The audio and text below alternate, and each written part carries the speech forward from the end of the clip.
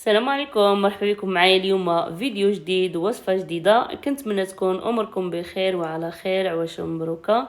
الفيديو اليوم ان شاء الله غادي نشارك معكم حلوى ديال الصبلي بعجينه واحده. ان شاء الله غادي نشكلوا منها 3 الشكيلات كيجيو صراحه راقيين ولذاذين وبساطين كذلك، ما كيحتاجوش بزاف ديال المكونات وكيوجدوا كذلك بسرعه. المهم تابعوني حتى الاخر ان شاء الله وغادي نشوفوا الطريقه ديال التحضير والمقادير. صافي، اول حاجه ان شاء الله اللي غادي نبداو بها غادي نعملوا النوغا ديال الشوفان اللي غادي نزينوا بها واحد الشكيل.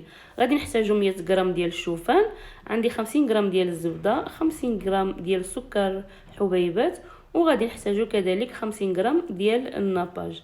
صافي، غادي نحتاجوا واحد كاسويله غادي نعملوا فيها السكر والزبده، وغادي نعملوا كذلك ديال ديك الناباج. المهم غادي نعملوا مكونات كاملين مع بعضياتهم وغادي نرفعوهم على النار. صافي، غادي نرفعهم على النار وغادي نبدا كنستمر كنحرك فيهم حتى كيذوب داك السكر تماما وكذلك كتذوب ديك الزبده.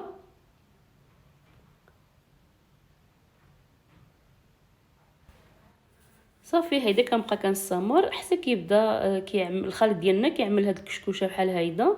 صافي، هنايا غادي نطفيلو على النار، كنجيب داك الشوفان وكنخويه على الخليط ديالنا كيكون باقي سخون.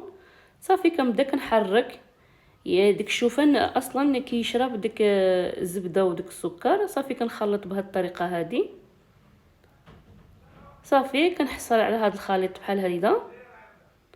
صافي، هنايا في هذا الاثناء غادي نحتاج واحد سيليكونه، يعني واحد الطبق ولا مرشم ديال السيليكونه. مهم انا عندي هذا النوع هذا اللي عندي متوفر. الا كان عندكم داك الصغير اللي كيكون رقيق كيكون احسن. المهم انا هذا اللي عندي متوفر غادي نعمل في هذا الشكل هذا. مهم سيليكونه يعني اي زواقه ما بغيتو تعملوها كتعملوها، ويعني هو السيليكونه اللي كتكون عندكم متوفره. علاش كنقول انا سيليكونه؟ على حسب باش ملي كنجبدوها من الفران دغيا كتجبدنا ديك النوغا وكتبقى محافظه على الشكل ديالها. صافي، كيف ما كتشوفوا معايا انا كنعمر هنايا هذا القالب. كنعمل غير واحد الكميه غير قليله باش تجينا يعني النوغا تجينا رقيقه ما تجيناش غليظه بزاف. صافي، كنستمر كنعمر هاد القالب كامل.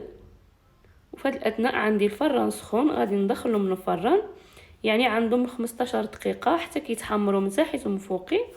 وصافي غادي نجبدهم نشوفوا الشكل ديالهم النهائي.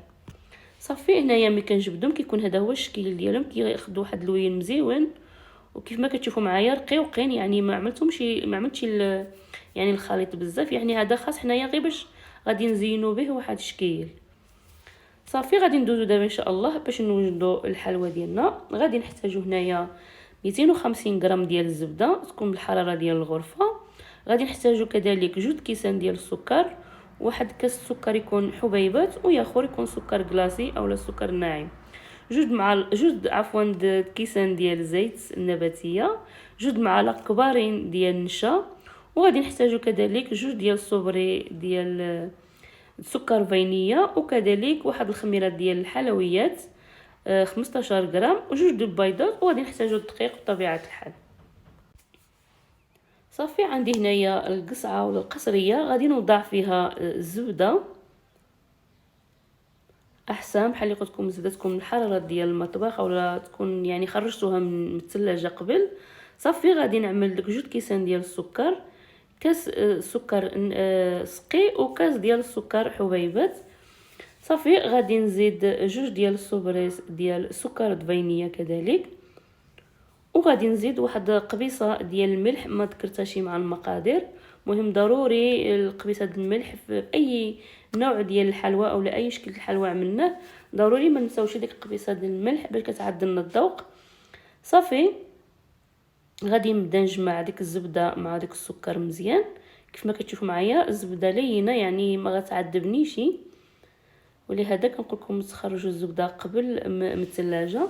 صافي، غادي نبدا نخلط مزيان هنا حتى كيذوب ديك السكر مزيان. صافي، وعاد باش نضيف المكونات اللي باقي لي. صافي، دابا غادي نضيف داك 2 ديال البيضات. وغادي نضيف كذلك جوج ديال الكيسان ديال زيت نباتيه. مهم انا العباره عملت معكم كلشي بالكاس ديال الشاي، جوج د الكيسان. صافي دابا غادي نبدا نجمع كذلك هاد المكونات مزيان. مهم الا ما بغيتوش تخدموا نتوما في قصريه اولا تخدموا بيدكم، كتقدروا تعملوا في خلاط كهربائي وكتجيكم العمليه يعني احسن. وانا بالنسبه للحلوى كيعجبني الخدمه بيدي، يعني بلا ما كنخدم حتى شي آلة. صافي هنايا كنبدا كنجمع مزيان. صافي غادي نضيف ديك جوج ديال المعالق كبارين ديال النشا، وغنزيدو الخميره ديال الحلويات.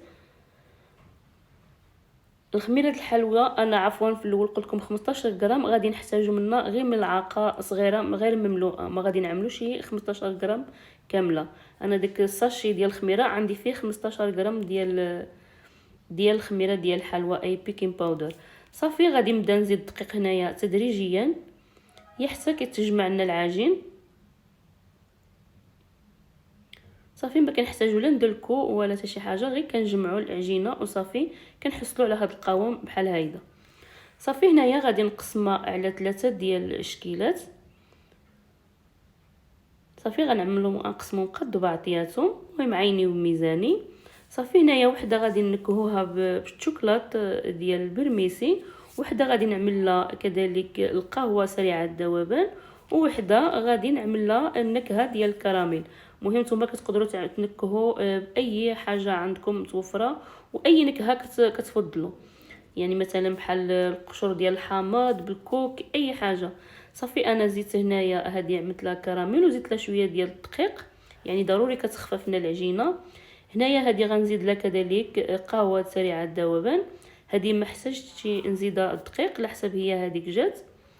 صافي وهذه كذلك الثالثه غادي نزيدها ديك الشوكولاط برميسي. صافي حتى هي ما غنزيدهاش الدقيق، غير غادي ندخل فيها ديك الشوكولاط بلا ما غندلكها. وصافي غادي نرجعوا دابا باش نشكلوا ان شاء الله الحلوى ديالنا. بالنسبه هذا الشكل الاولاني اللي فيه النكهه ديال الكراميل،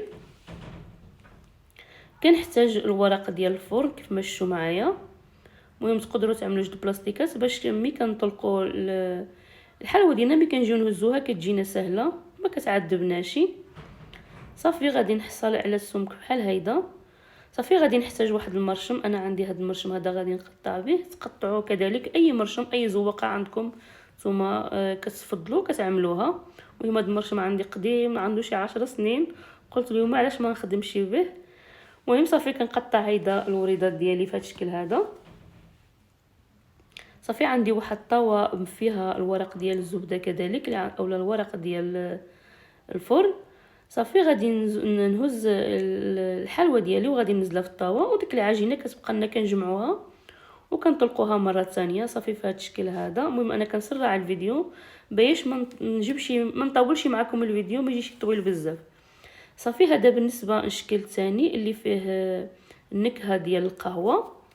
غادي نقطعها كذلك بهذا المرشم هذا مربع كيف ما كتشوفوا معايا.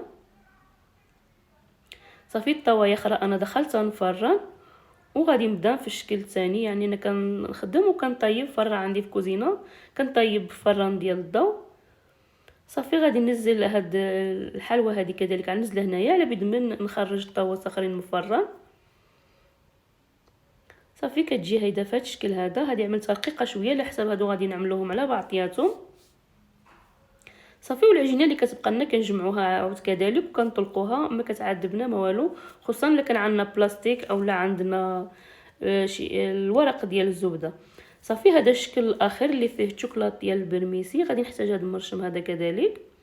المهم هذا المرشم معروفين يعني غنيين عن التعريف صراحه، شريتهم المغرب 10 دراهم، كاينين موجودين فيهم اشكال وانواع صراحه مزيونين. كتجي بهم الحلوى مزيونه وكتجي يعني الطريقه سهله دغيا ما كتسربي، ما كنحتاجوا لا نقشوا ولا والو. المهم هو فيه جوج رشيمات، انا غنوريكم الرشيمه الثانيه ولكن انا عجبتني الرشيمه الاولانيه. المهم انا غادي نوريكم نتوما قولوا لي الراي ديالكم. صافي كاين هاد الرشيمه هادي وكاينه هادي، انا عجبتني الاولانيه حسن غنكمل بها. صافي غادي نستمر كذلك حتى نكمل هاد الكميه هذه اللي عندي كامله، وغادي ندخلها ان شاء الله نفرن، وغادي نرجعوا ان شاء الله نشوفوا الطريقه كيفاش غادي نزينو الشكيلات ديالنا.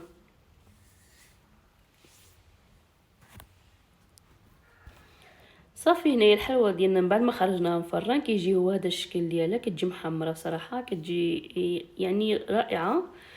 صافي هنايا غادي ندوزو باش نزينو الشكل الاولاني اللي غنزينوه بالنوغا ديال الشوفان.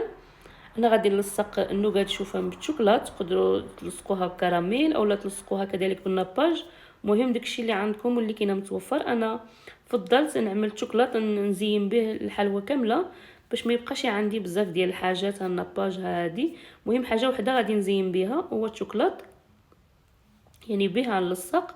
هذا الشكل الثاني كذلك اللي عملت له الشوكولات كذلك في الوسط، لصقته من جبيهم وعملت شويه الشوكولات من فوقي. غادي نزين هيدا بواحد نص ديال قرقعه اي جوز الهند، وهي اخرى كذلك عملت له واحد بيستاجه من فوقي. مهم التزيين كيبقى اختياري ولا حسب الذوق ولا حسب الرغبه ولا داكشي اللي كاين متوفر.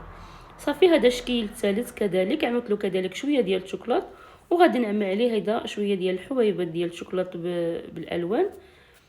صافي يعني هذه الطريقه اللي غادي نزين بها، طريقه سهله وبسيطه ويعني عاديه.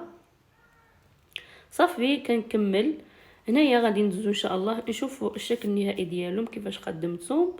هما هادو 3 تشكيلات، يعني خرجت كميه تبارك الله ما بها شي، وكذلك كيجيو لذاذين ومقرمشين ومنظر ديالهم كذلك كيجي مزيون باش كنزينوا كذلك المائده ديالنا.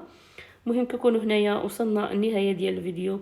كنتمنى الفيديو اليوم ينال الاعجاب ديالكم وتجربوا هذه الحلوى وتردوا عليا، وما تنساوش كذلك التشجيعات ديالكم، واللي كيشوف الفيديو ما ينساش يعمل لايك ويدعمنا. ومهم شكرا جزيلا والسلام عليكم، مع السلامه.